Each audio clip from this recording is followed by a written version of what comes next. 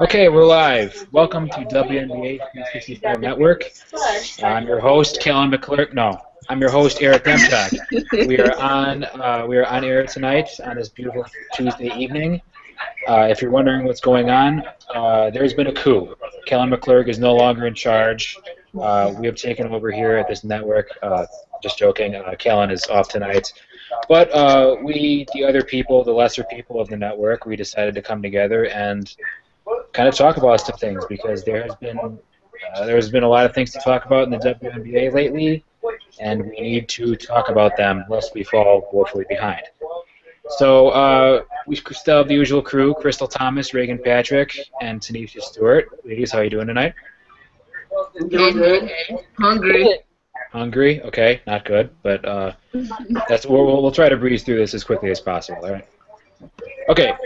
So first order of business tonight, obviously the biggest story of the past few days, Shoni Schimmel out of Atlanta. The Dream traded her to the New York Liberty for a second-round pick.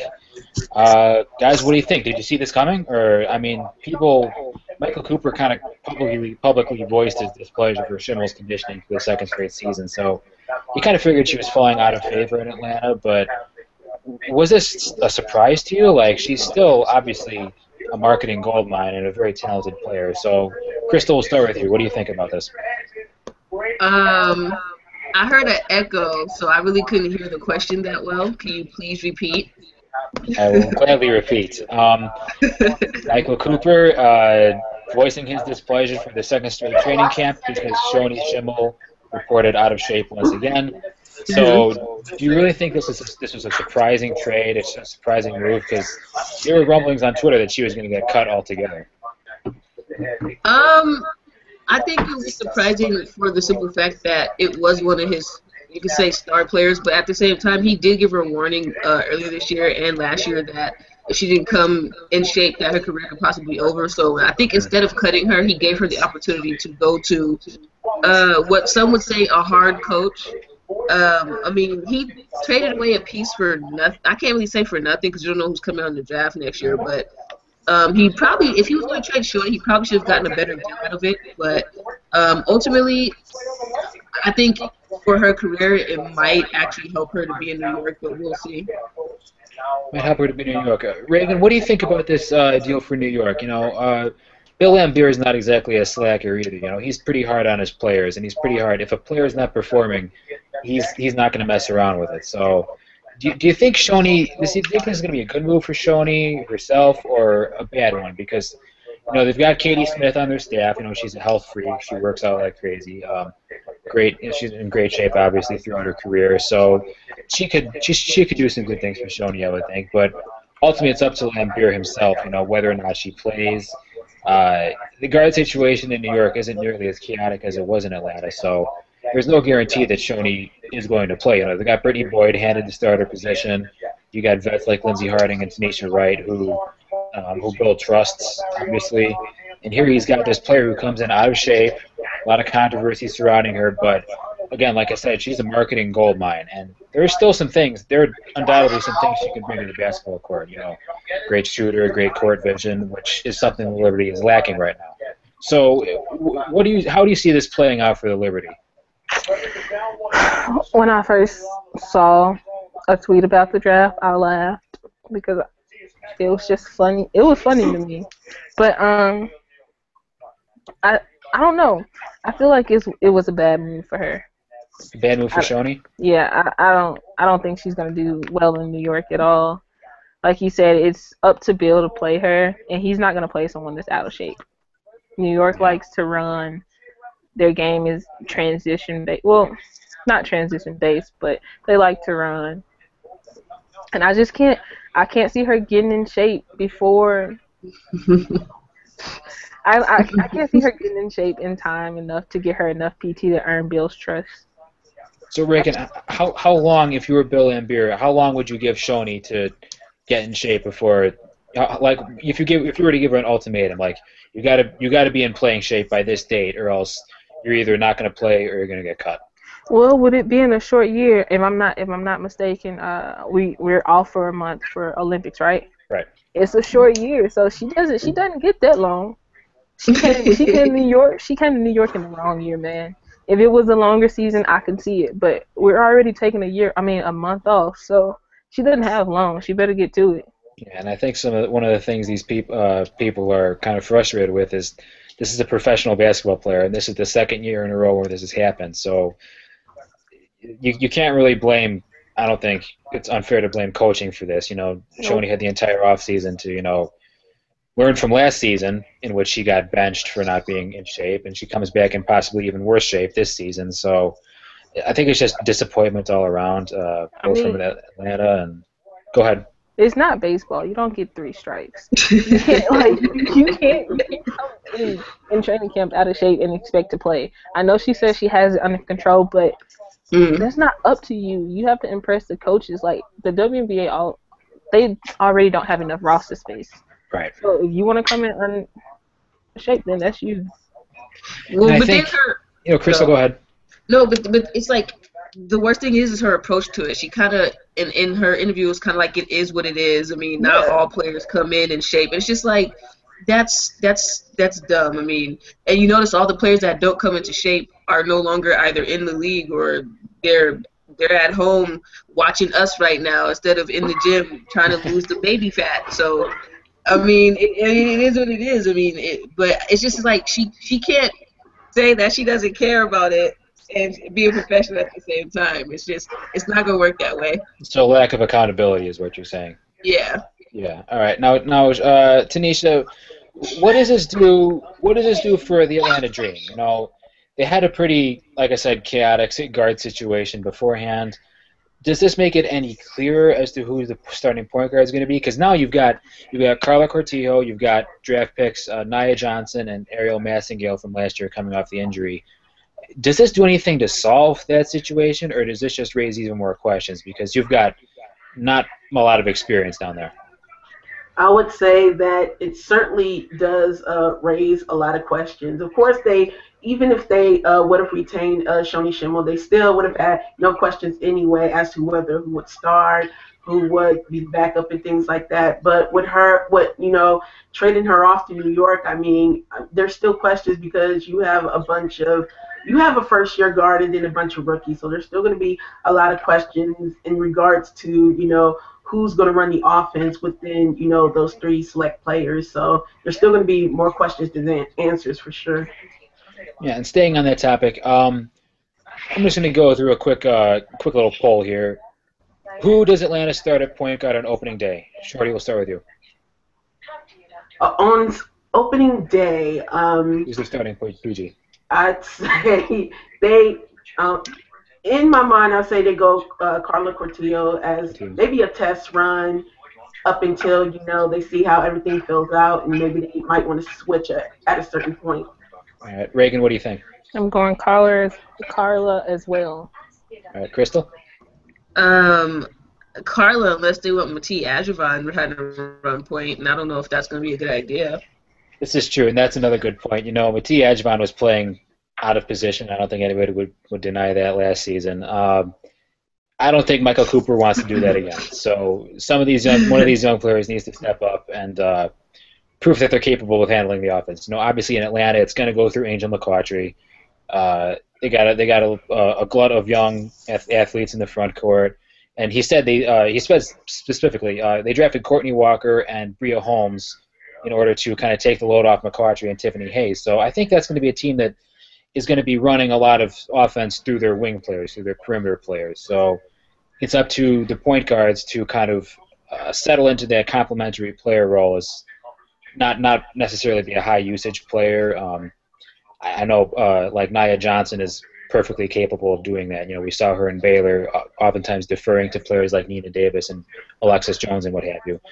But yeah, that's going to be a situation to keep an eye on because now Atlanta's point guard situation is just it's like a free for all, right? And on the other side, how does this change what New York wants to do? Because we saw in the preseason game the other day against Chicago, 5 for 20 on 3-pointers. That's not going to get it done on most nights.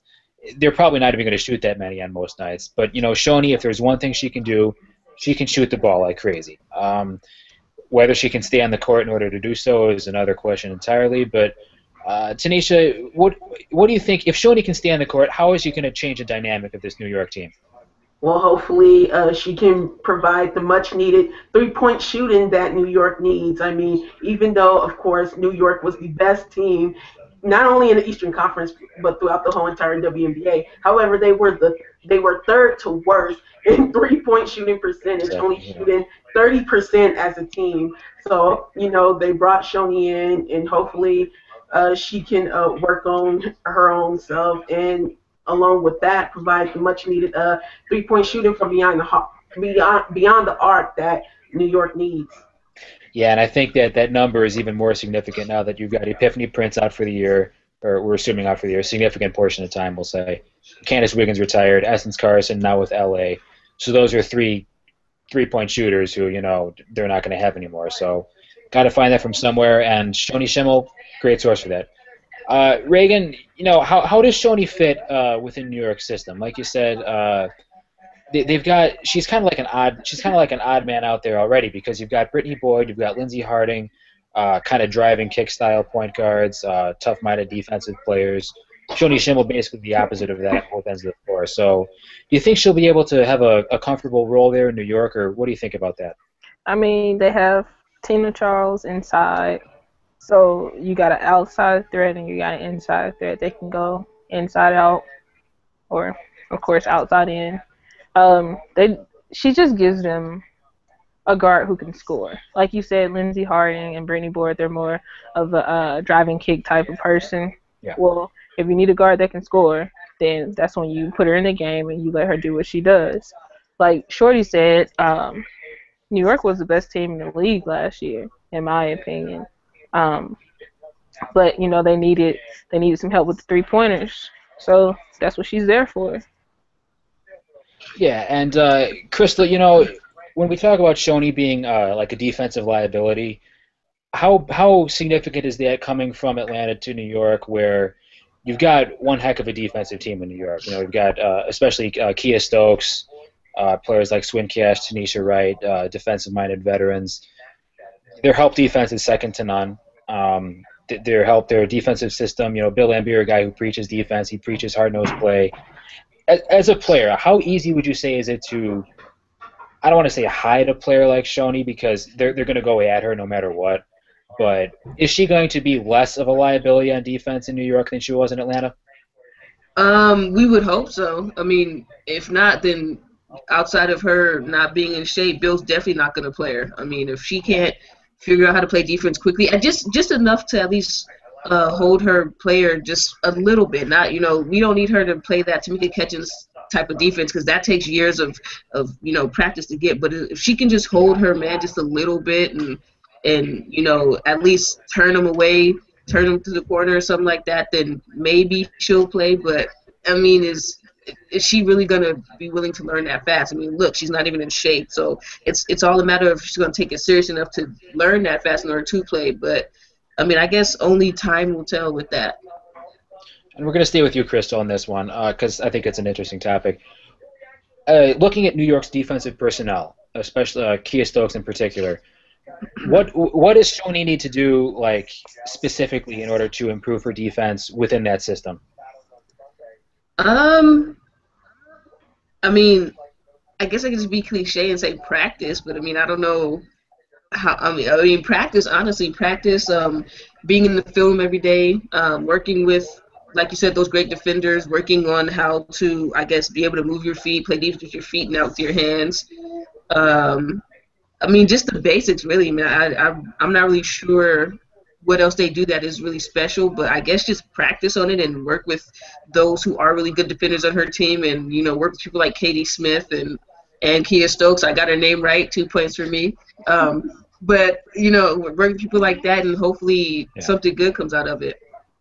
Yeah, what I was having in mind was just start with the basics. Here's know where your help is because in Kia Stokes, she's going to be there. So just trust in your weak side defense, trust in your front court to help back you up, and try and keep your man in front. If you can't, funnel them towards your help. That's basic basketball defense. But anyway, on the subject of conditioning, we know Cooper was dissatisfied. He voiced it publicly. Do you guys think Lambier is going to be any different with that? Because he's another, old school, hard nosed guy where you saw players who, just weren't giving it their all, and he would either bench them or cut them outright. So I would just pose this question again. How long does Shoney get until Lambier says, "Look, enough is enough. Either you're in shape here, or you're out." Crystal, go ahead. Honestly, I mean, Lambier's old school. I mean, we've seen how Lambert is. I mean, he was a bad boy for, so I mean, I give Shoney, like Reagan said, it's a short year, so I don't know. I give Shoney, I guess, 2 months to be fair, and then if he doesn't see what she wants, if he doesn't see any improvement, then I guess she's either gonna be benched or gone. Benched or gone? Reagan, what do you think? I say a month and a half. Month and a half? Before the Olympic break, maybe? Yep. Tanisha, how about you? I would say towards the Olympic break. He would give her that amount. Yeah, he would give her that amount of time, and if she doesn't shape up, then she'll be the next one shipped out. I mean, like, this is an interesting subject because you saw what they got for a second-round pick. Like, okay, you would think that, okay, while the All-Star Game MVP and the All-Star Game voting might not have as much validity as it should because she's got this massive following that's just going to vote for her no matter what. It's still, like I said, it's a marketing goldmine, and that's not something WNBA teams can take lightly. So, how do I want to put this? Do you think that has any effect on what New York wants to do at all? Do you think they're just going to keep her on the roster just for extra ticket sales, or do you think they're beyond that? Crystal, go ahead. I think when it comes to Bill, I don't think it's about ticket sales. I think Bill's actually trying to win something. Will it help ticket sales? Yes, especially in New York. New York's a very diverse place as far as people go, and I think me and you were actually talking about this. They have Lindsey Hardy now, who likes to drive and kick, and now if Shoney Schimmel can get it together, I mean that's going to be who they're driving kicking it to. So I think for one part, it's gonna help ticket sales, but for the most part, I don't think he really cares about that. I think he just wants to win a ring. Oh, and I see Callan escaped from jail. Welcome, Callan. Welcome to our program. We were just talking about Shoney Schimmel and the subject of conditioning. So I'll get right to you on this question. How long do you think Shoney gets in New York before Bill Lambier says either you're in shape or you're out? Well, first of all, guys, if anyone out there is wondering, I'm actually at the Padres game tonight. I was actually brought here to do a little work for Fox Sports San Diego tonight. So I got to hang out with the pregame broadcast team and a few of their producers, just so anyone out there is wondering. In regards to the subject at hand, I'll tell you what, I mean, hearing the news of the trade in regards to Schimmel going to New York, it's like going from one extreme to the other, from a guy that was with the Showtime Lakers and Cooper to a guy now in Bill Lambier, guys, and I think he's going to have a very, very, very short lease on Schimmel. If she's not in shape within the next, I'd say maybe sometime early in training camp, either maybe after game one. I really don't see how well this is going to work for New York, to be honest with you. And Callan, with that in mind, and I agree with you on that, that makes good sense. Do you think Lambier signed off on this trade at all? Like, do you think he had any input on it? Because this doesn't seem like a player who, kind of fits what he likes to do. I don't think Bill had any type of leeway or any type of pull, I think, in this move. I think it was kind of a move made, maybe a blindside move, I'd even say. But Eric, as you said, though, this is a move that Lambier would either never make or hardly ever does make, because normally he wants a playmaker. I think back to the trade, that he made with Dan Hughes during the draft last season, getting Brittany Boyd at number 8 from San Antonio when he had no first-round pick, and how that trade really helped him going forward. But I agree, though, that this is probably a move, though, that I think a lot of us would probably say that we would never really think Bill Lambier would make this type of a move. And I think it was kind of a surprise, I think, to me at least, when I saw the press release and retweeted it out on the network Twitter handle is, I just kind of wonder, though, not really who's at fault, but who made this move, though, because I know this is a move that Lambier would not have made at all. Yeah, and I think women's basketball Twitter, as I like to call it, I think they would agree with you, because I think it's pretty sure, it's pretty clear, Michael Cooper, based on his comments, they just wanted Shoney out of there. it's an unfortunate situation, but when your coach throws you under the bus like that for the second straight preseason, I'm pretty sure she wasn't going to be playing much anyway, if at all, and they just wanted to see what they could get for her and keep her out of town. It's unfortunate, but that's the reality of the business. All right, moving on. Actually, no, staying on this conditioning topic for a little while. There's another kind of interesting transaction made over the past few days. Daniel Adams cut from the San Antonio Stars. It was reported by Monique Curry's website that it was a surprising move. But some of us on this program maybe would disagree with that. Crystal, I think, were you the one who wasn't very surprised about this? Yeah, I wasn't surprised. I mean, not only is Danielle Adams getting up there in age, but she's been pretty much out of shape her whole career. And eventually I knew it was going to be a problem. And I also think, the marijuana issue last year didn't help the situation. So I think now with Miss Riley being in charge, they're just trying to go in a different direction.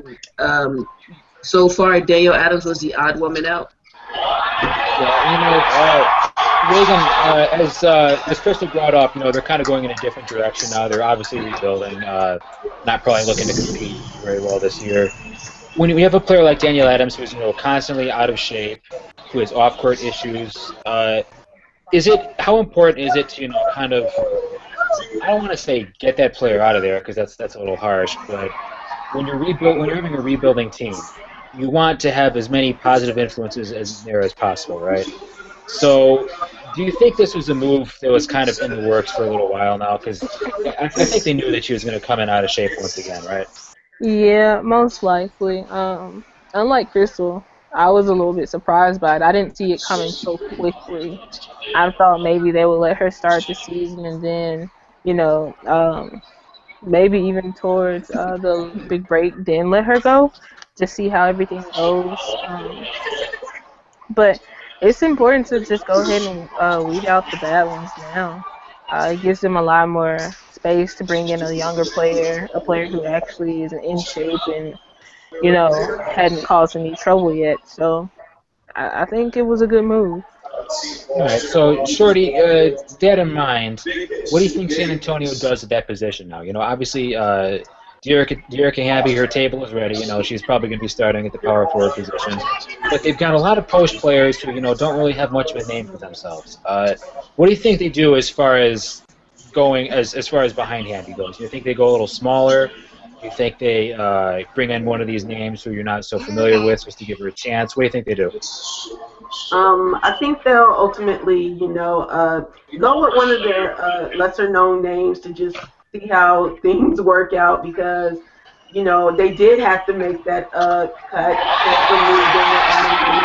He's been given a lot of chances, but, the San Antonio Stars franchise, they're sort of in a rebuilding mode. Like I said, the last show, they moved on, from Becky Hammond, Sophia Young-Malcolm, and, Dan Hughes is going to move on after this season. And with Ruth Riley in charge, they're looking to, bring in, just more capable post players. And Danielle Adams had so many chances. She ruined them being out of shape and also with the drug battle as well. So they're going to move on, and now they're going to, pick one of their lesser known players to bring in and hopefully fill in her spot. Yeah, exactly. And Kellen, I think there was little doubt about this before this happened, but once again, San Antonio not really in a position to compete this year. Do you think this move was made just to free up space, or was it made to kind of give somebody else a chance? Because Danielle Adams clearly not in their future plans, and they've kind of lost patience with her and her conditioning. What do you think? What do you think was the main root of this move? Well, first of all, I have to apologize for me cupping my hands over my ears. It's hard to me. It's a little hard, as you can probably imagine, with the big crowd here at Petco with the Padres scoring runs in the background. There is one tweet, Eric, I just got received here on my phone from at WBB_247, I think, in regards to this. The tweet says, I think they see what becomes available on the waiver wire with Washington, CT, and Dallas maybe cutting some of the posts they have. But, Eric, I think, though, in regards to the entire situation, this is something that this is something you don't want to have happen with a veteran player around all these young kids, is, leading a negative example, kind of leading a negative example, for these younger players that they have coming up in their system. And I don't know if it was made in regards to clearing up cap space or going elsewhere with maybe with the different position player. But Eric, I'd probably say that it's probably about burnt bridges and 3 strikes you're out. And I think that, sadly, Danielle Adams, I hope that she can, come back from this, either get help with her, her drug problems and drug abuse. And I think she will get help from somebody sometime soon. But I hope the best for her. But I think more so it's a negative example that San Antonio kind of had going forward with D. Adams still on their roster. So I don't know if it was really to trade salary or trim salary or, get rid of the problem. But I think more it was just, I'd probably say negative example leading by a veteran player towards the younger, the younger and future core of the Stars roster right now. Yeah, that's an excellent point. Now, all right, so we're going to be moving on here a little bit. Preseason started on Sunday, so that was pretty cool. We had 2 games. We had Indiana over Dallas in a total barn burner. Indy scored over 100 points, very high-scoring game. And then Chicago over New York, not such a competitive game. The sky blew them out. So first, let's get to the first game, Indy versus Dallas. Obviously, in all these games, except for maybe Chicago, we saw all these teams, rest their star players. This was kind of an opportunity for the rookies and the undrafteds and the potential roster makes to get their feet wet, to kind of get acclimated with their team systems, what their coaches wanted them to do. So first we're going to go over Indy versus Dallas. Again, very high-scoring game. Do you guys think this has any implication on what these 2 teams are going to be doing in the regular season? Because they were pretty high-scoring last season, too. So even though they didn't play their starters, Skylar didn't play, Shanice Johnson didn't play, Tamika Catchings didn't play, Odyssey Sims didn't play.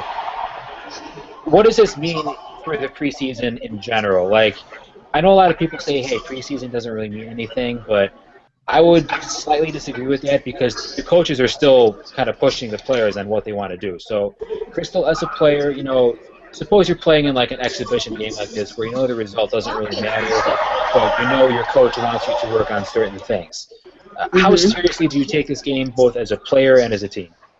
Well, you have to take preseason serious. I mean, it lets you know, honestly, it lets you know who's going to be your teammate. It lets you know who's going to be in practice with you every day. It lets you know who's going to be willing to go out there and die for the team every day. It also gets, the rookies also get a feel of a game. I mean, it's a real game, but it's a game that doesn't count. So it's actually very important. I mean, I feel like if you don't play preseason, you don't get to know who's in shape. You don't get to know who's really about that ball life, as we would say. It lets you know who's been putting that work in and who hasn't. So I'd say preseason is very essential. All right, now Tanisha, we're going to go to you on this one. As far as Indy versus Dallas goes, were there any kind of surprises? I know you didn't get to see the game because really nobody did because it was on air, but that's a different rant, a different time. Were there any kind of, we'll say it this way, were there any stat lines that stood out to you? I'd say the rookies really came out and showcased, what they wanted to do. I mean, for Indiana, rookie Tiffany Mitchell, 14 points. And then undrafted rookie Bree Mosley, captain with 16 points as well. So I think those 2 really did good for the measure. And then on the opposite side, Ariel Powers, 17 points, 6 rebounds, 4 assists. I mean, she really, came out and showcased, that she really, of course, she's going to have an automatic spot on the team, but I guess she was just showing why she picked her because, oh my goodness, I mean, that stat line for a rookie is really impressive. So I'd say it was all about the rookies, and they came out and showcased what they wanted to do. You think Powers is going to be a good fit in Dallas? Yes. Yeah, definitely. Definitely, yeah. I'm really impressed by her. Now, Reagan, I kind of touched on this earlier. The games weren't on TV, all right? They weren't on TV. They weren't even on this new WNBA League Pass that you've been marketing. Is that really a big deal, do you think, for the league? Because you're the sports marketing expert here. Now, first of all, what kind of resources would it take to put these games on the WNBA League Pass? you think it would be worth it, and how important would it be for the fans to be able to see the games? Honestly, if I worked for the WNBA, I would have put the preseason games on the league pass for free. That would have been your free trial because I mean the way I think about it is they're wasting time by putting like the free. I think the free trial is from the 14th through the 17th. I'm Correct. not sure. Yes. Um, so why? Because let's be real, I'm a fan, but if League Pass is anything like live access, then I'm gonna be so pissed off because it was horrible. Live access, it was horrible. I hated it. And so before I buy, I want to know what it's gonna be like. And the season starts in like 10 days, which is the 13th. I mean, for me, I think it would have just been better for the fans to know, been able to watch the preseason as the free trial, and then if they like what they saw, then they would buy it. But I mean, the WNBA does what the WNBA wants to do. So This is very true, and it might have been a good free trial for the people at the live access Yep. league pass thing to get their stuff figured out before the season starts. But Yep. what do we know, right? We're just a bunch of fans who stay up late to talk about the league. All right, Kellen, talking about this new league pass sort of thing. We have Lisa Borders as president now. She's committed to providing a better product, both on the court and off the court. She's claims she's very proficient in social media aspects, and she knows what she needs to do to get the league kind of the respect it deserves and the attention it deserves. Now, what do you personally want to see out of this streaming service that would make it not only better than the previous League Pass or Live Access product, rather, but to kind of put it in the same category as the NBA League Pass and other streaming services from pro leagues?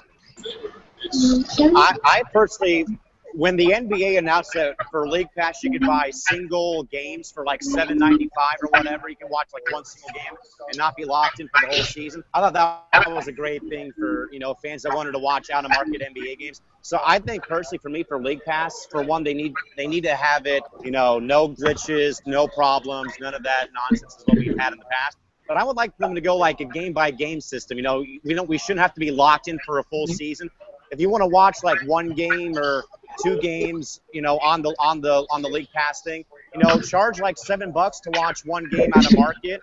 And I think that's the easiest way to go. I mean, I know that we've already had this discussion plenty of times about local and national television. Yeah. I think with League Pass, though, Eric, I would totally kill. I would admire. I'd love being able just to buy like one game a week or 2 games a week.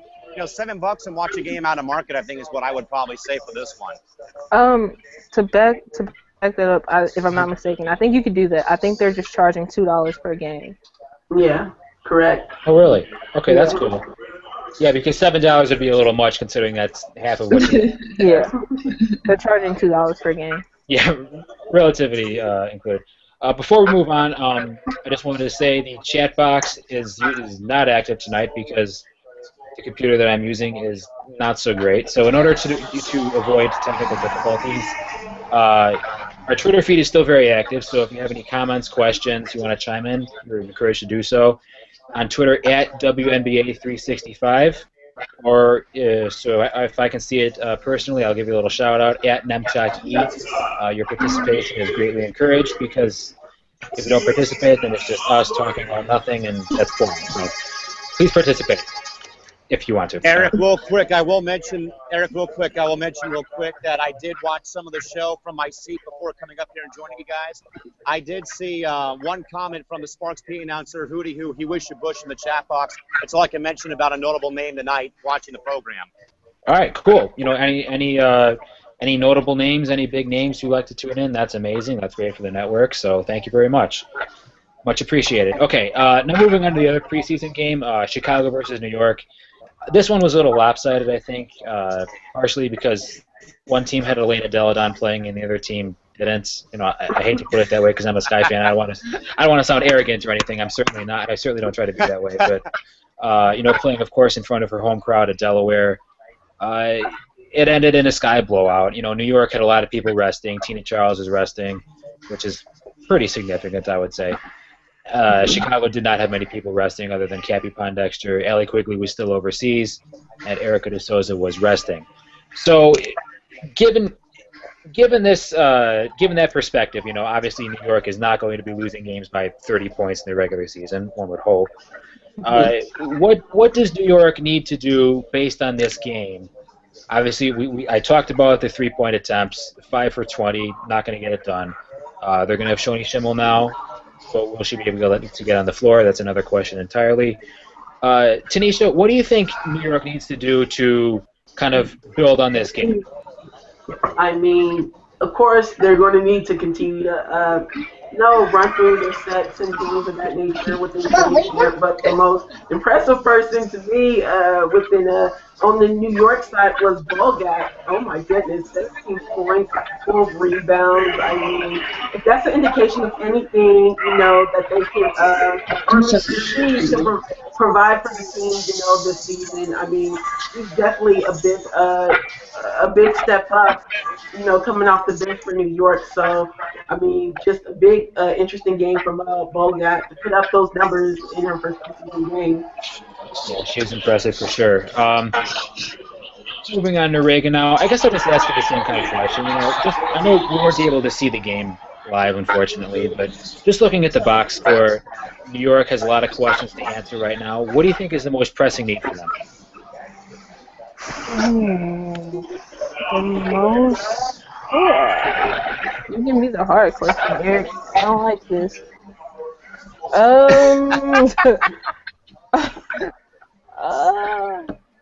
I can't really answer that right now. I would have to see everything first before answering that question. I just can't go from the box score. You could defer this to Crystal if you want.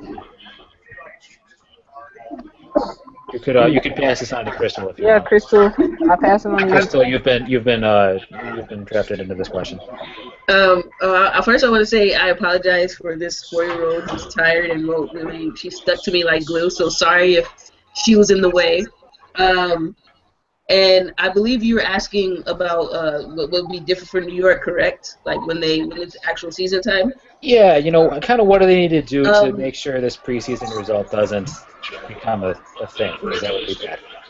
Well, for one, they will have a guard in Lindsey Harding.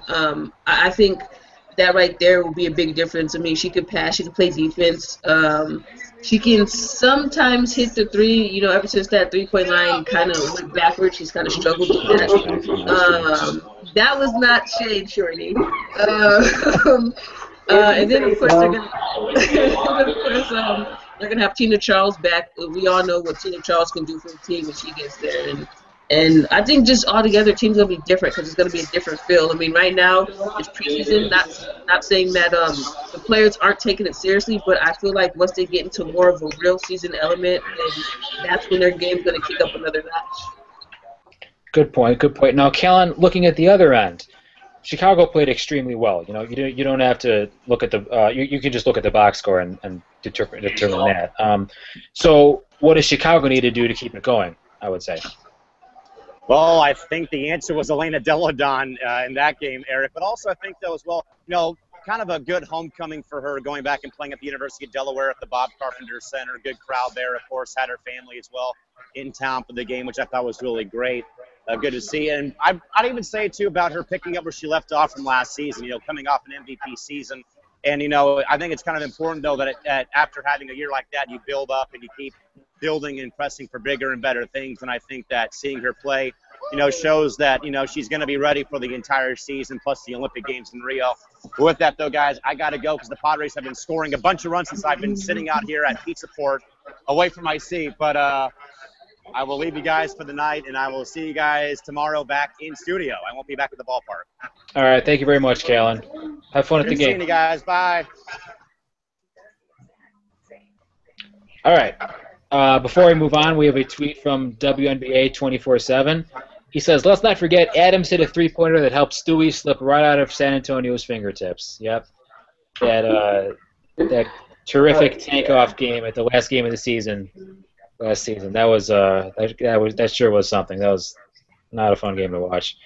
But anyway, now this is actually something me and myself and WNBA 24/7 were discussing earlier, and that's Connecticut. They've got an interesting depth chart. They have a lot of post players, like a lot of post players. They acquired Jonquel Jones in the draft. They acquired Morgan Tuck. They're going to be bringing back Janae Gumake, Camille Little, Kelsey Bone. They signed Anika Henry rather to a fairly extensive deal. As we see Crystal having some technical difficulties down there. But anyway, that doesn't really leave a lot of room for guards on the roster. You assume Rachel Banham is a lock, obviously. Players like Shakina Strickland and Alyssa Thomas on the wing, locks to make it. Jasmine Thomas probably going to make it for her veteran leadership. Alex Bentley, the star of that team, going to make it. So that leaves one more spot, right? And Kelly Ferris, the incumbent, the UConn representative, obviously. They don't call him USUN for no reason, right? And then Jamie Weisner from Oregon State. I think it was a good pickup for them, especially considering Kurt Miller's style. He likes a lot of three-point shooters. He likes a lot of pick and roll. I think she's going to be great in that area. However, should she make the Canadian national team, she's going to be missing a lot of games. It could be up to 11. It could be even more than that. So keep bearing that in mind. We're just going to go through a quick little poll here. Who do you pick? You're Kurt Miller. You're Chris Yanko. Who do you pick for your final guard position? Kelly Ferris or Jamie Weisner? Kristen, we'll start with you. That's pretty tough. With Kelly Ferris, you know what you're getting. Not saying that Jamie Weisner isn't going to be a good player, because we've all seen how she was in college, and she was phenomenal. But right. I think they have to take in consideration she's a rookie, and she's going to be missing 11, 12 games. That's a lot of games. I don't know. It's tough. It's. I don't know. I wouldn't want to be in that room. That's a pretty tough decision. Of course, they always do have the option of just suspending her for a little while and cutting Kelly Ferris later. But Reagan, what do you think about that? That's really tough. But I'm gonna be the odd one out, and I'm gonna go with Jamie. Go with Jamie Weisner? Yeah. All right. So you think the risk of missing all those games is worth it then? I think it's worth it. I think it will be worth it. All right, Tanisha, what do you think? I think they're going to retain Kelly Ferris, only because, they want to keep at least some... She's from UConn, right? Yeah. They want to keep some... They got really good talk now. They have their UConn player, and she's actually going to play, but... I know, but that's not enough. You need more than one. You need more than one. I know how it works. I know. Yeah, you need more, so they're going to... contain Kelly Ferris. Even though Jamie Weisner might be, the better product, only because Kelly Ferris has been in the league for a while, and she really hasn't showcased what she could, be at WNBA level. I know we all know what she did at UConn, which was very spectacular run there, but at WNBA level, she hasn't really showcased much. So I can't really say to her WNBA skills, so forth, but they're going to keep her. Do you think that's kind of a product of the prestigious UConn system making a player look better than she actually is? Correct. And Kelly Ferris is definitely one of those players.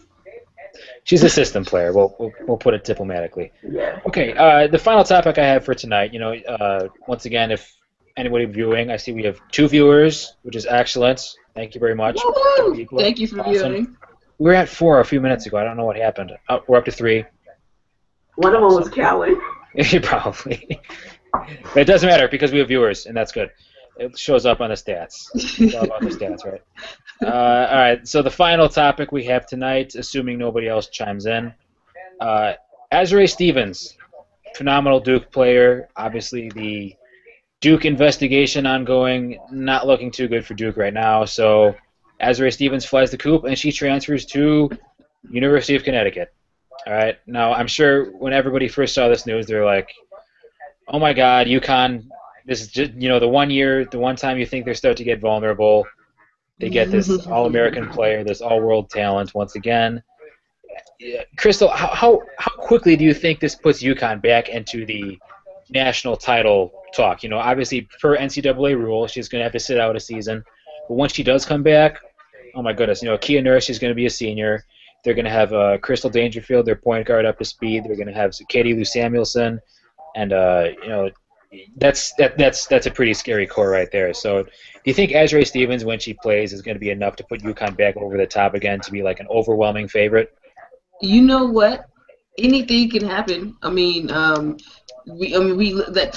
example, I hate doing this, but the Golden State game. I mean, look at them. Look what they're doing right now. I think they probably brought the game back, but anything can happen. I mean, she's not going to play till a year after next. So, Right. I mean, some people can transfer. You know, people like to transfer like the wind blows now these days, and so you never know. I mean, UConn, they could possibly be vulnerable now. They could be vulnerable next year. They could be good now. They could be good next year. I mean, with them, you never know. I mean, they just have great players. Gino knows how to. He knows how to get them. I mean, I think they're raising these kids as UConn players already. I think like from birth, they get scholarships. And it's like you're gonna go play with Gino because there's no way. It's like all the great players. I'm not saying that great players don't go anywhere else, but it's something about UConn. I mean, he just knows how to pick them. I think it's in the water or something.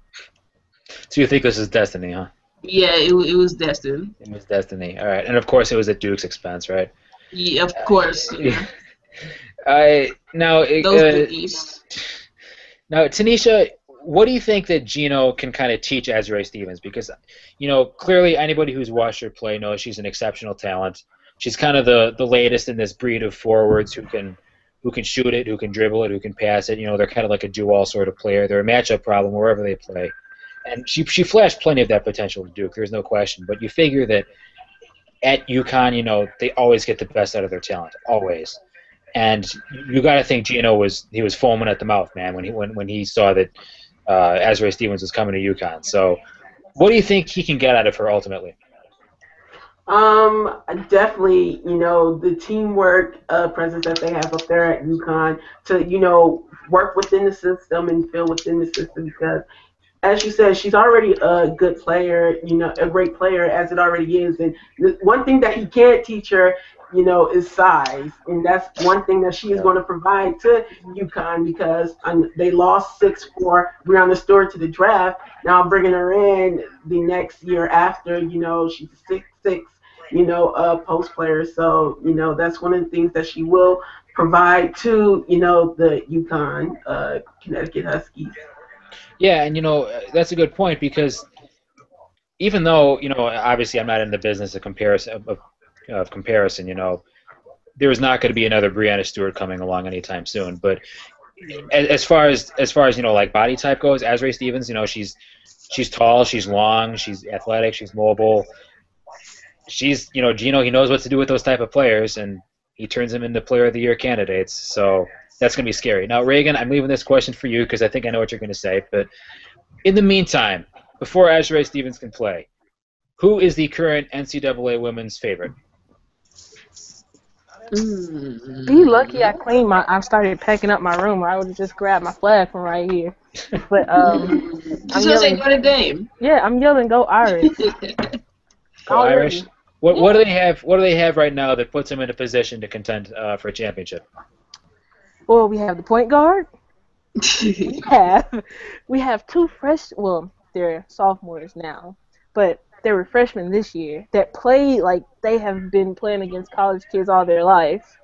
We're bringing in great freshmen, and we still have Brianna Turner.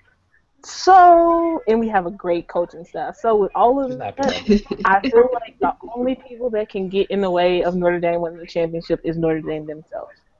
You think so? South Carolina. Yeah, that's a good point. Now, South Carolina, remember, they're losing Tiffany Mitchell, but they're bringing in two pretty good transfers in Alicia Gray and Kayla Davis. What do you guys think about that? What do you think? Crystal, you brought it up, so... You already know how I feel about the great Don Staley. So I'm asking about the team, though. Well, I was getting there. Getting there. But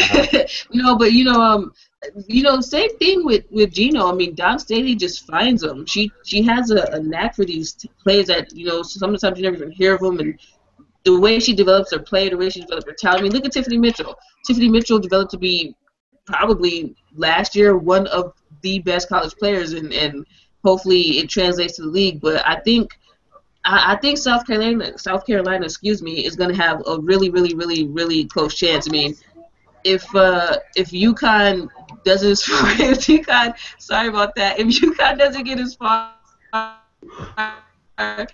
as their, I mean, I still think they're probably Final Four next year. And I can see either South Carolina or Notre Dame taking it. I mean, it's definitely not going to be Creighton, you know. Oh my God. I'm just saying. I mean, that ship is sailed. For those of you watching the show, that is a mandatory dig. We do it every single time we talk about college basketball. So Crystal is on the South Carolina bandwagon. You think those transfers are going to come in and make a big difference? I'm sorry. What was You think those transfers are going to come in and make a big difference? I do. There's just something about the talent on that team, on that coaching staff, on that roster that just makes them so much better. But I can understand. I agree with Reagan. I can see Notre Dame possibly being in the mix. Notre Dame, Maryland, South Carolina. And don't cross UT out either. No, I was actually going to say that. They actually went further than what they were supposed to. That was a surprise, I think, everyone here. And you never know. I mean, next year is a new year. You know, everything is new, new vibes, new people. So we'll just have to wait and see. Very true. Very good points. Tanisha, I wanted to ask you this. Given these two big name transfers, you know, they were the stars at their respective colleges, but maybe at South Carolina they're not going to be as dependent upon. You know, both Kayla Davis and Alicia Gray from North Carolina, Davis from Georgia Tech, I believe. How do you think? First of all, here's a general question: how difficult is it to kind of assimilate into a team that's, you know, very post-player oriented? You know, they're all about their high-lows, their post-ups with Asia Wilson and Elena Coates. Pretty unstoppable play unless you're playing like a zone defense against that. How long do you think it's going to take Dawn Staley to get those two guards to kind of buy into what they're already good at and play within the system? You know, it's not going to be right off the bat dominance, correct? Correct. It's definitely not going to be, you know, right off the bat, you know, them learning everything quickly. But I think it'll take a few months, you know, within the system for them to learn and also, you know, find their place, you know, within the system, because definitely they're not going to be, you know, on their own, you know, searching for their place. Dawn Staley will tell them, you know, where they fit in, and then they'll, you know, take it from there. But, you know, ultimately, if they want to be, you know, the great players that they're hoping, you know, to be, I think they'll fall in line with their system and, you know, do whatever they can to, you know, provide the much needed help, you know, to South Carolina. All right, so we've already got Crystal's take, we've got Reagan's take. Tanisha, who do you think is the favorite to win the NCAA title? I know it could go either way, but I'm still going to have UConn until someone proves me otherwise. It's not a bad decision. All right, you know, that's pretty much our show, but I wanted to continue to encourage viewer interaction here. We've got a tweet from WBB 24/7, once again coming in the clutch. He says, "Don't forget Ohio State. Kelsey Mitchell is back, also in Harper and Mavunga." Yeah. That's another team that's going to get a lot better through transfers, right? Yeah, I agree. Ohio State, they're already a scary team. I just think the thing with them is they're just young. But the fact that Kelsey Mitchell's going to be there, has been there for a little bit, and now they're getting Mavunga from UNC, I wouldn't be surprised if they win the Big Ten next year. Oh, neither would I, absolutely. You know, Maryland is a heck of a team, too. I think you got to throw them into the national championship conversation as well.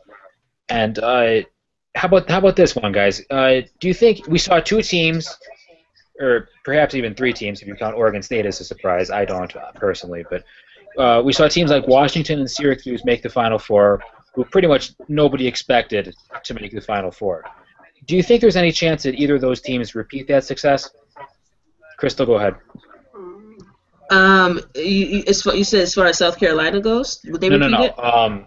Washington and Syracuse, because they were kind of the Cinderella team. Okay. Well, you know what? I think Syracuse is actually going to build off of what they had.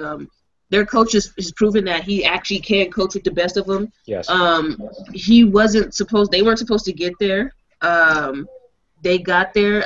It was actually, for a little bit, it was a pretty entertaining game. That we all know UConn does what UConn does, but I think Syracuse is that program's definitely going to build, and Washington as well. I mean, they have a nice little thing going. I can see them building. Don't they also? They still have I'm gonna Kelsey get her name Plum. wrong. Yes, not Courtney Plum. Who's the other one? The one with the really crazy shot. What is her name? I can't get her name right. Chanel Osahorn. There we go. I knew I was gonna get her name wrong. They still have her, and I mean, as crazy as that shot is, it goes in. So with a shot like that, you have a chance. So I mean, Washington's gonna build up, and I think Syracuse is still gonna be a great team. Reagan, what do you think? Do these Cinderella teams have what it takes to go to the Final Four again? I agree with Crystal on Syracuse. I think they're going to build up off of it. And getting Brittany Sykes back is a big key piece for them. She's going to be a veteran on the team, so of course she's going to be there for leadership. Alexis Peterson, she's still going to be there. So they're going to have a pretty good group. I think they're going to build faster than Washington. I think it's going to take a lot more for Washington to get back. Yes, they still have Kelsey Plum and the other girl. I always mess up her name when I say it, so I'm not going to say it. Same here. I always say Okafor, and I know Chanel Osahorn. But, yeah, I think it's just going to take them a little bit longer to get back there. I mean, they could surprise me again this year. But I think they're going to be pretty good still this year. All right. Now, Tanisha, you're a West Coast gal. Did you see a lot of Washington this year, or was it trend? Yeah, I actually did not because I have DirecTV and DirecTV. Oh, so no Pac-12 network. Yeah, don't have a partnership with the Pac-12 network. But that's not good. Well, I'm gonna ask this question anyway. For Washington to get back, what do they need to do? Because you saw Syracuse pretty much. They just totally dismantled them on defense. It totally frustrated Kelsey Plum with their full court press. They could really never get into their offense. Do you think they have what it takes to get back to the Final Four, or do you think that was more of just a one-off? Yeah, I pretty much. I don't want to discredit what they did, but I think absolutely not. No. It's a one-off. I mean, they were a team that had their, Cinderella moment. I think next year they'll go far. I won't say as far as Final Four, but, I think they will still go far because they pretty much, as, to echo, the other panelists here, they pretty much have the same roster. I mean, they didn't lose much but Talia Walton, which was a big puzzle piece to, their offense, but still. Mm-hmm. I mean, I think they're still going to be pretty good. Final Four-wise, no, but they'll still get far in the tournament. Alrighty, well, let's just check the notifications one more time. All right. Once again, we have WBB 24/7. He says, forgot Stanford. They bring mostly everyone back and add some talented freshmen, too. I think that's a good point. Stanford, we're not really used to seeing what happened to them this season. I think we're used to seeing them in the top 10, consistent dominance from them. But they had a very young team this year. And Tara VanDerveer offensively. So that's probably another team to watch. They're going to be returning a lot of players. And if anybody can develop them, it's Tara VanDerveer. So that's a good point. Thank you very much for your input. And thank you for everyone who contributed on the show. We greatly appreciate your inputs. It's nothing without you guys, so thank you very much. And I think that'll wrap it up for now. We'll be signing off for Crystal Thomas and Tanisha Stewart in California, for Reagan Patrick in her little dorm room over there, Maryville. I'm Eric Nemchak. Kellen McClure will be back. Fortunately, he'll be back. I will be reduced to my usual co-host role. This was fun. Thank you very much for watching, everybody. I see we have 5 viewers now. Thank you very much. All 5. Oh, went back down to 4. But thank you very much, everyone who watched. Thank you very much. We appreciate your support, and we'll see you soon. Take care. Bye-bye.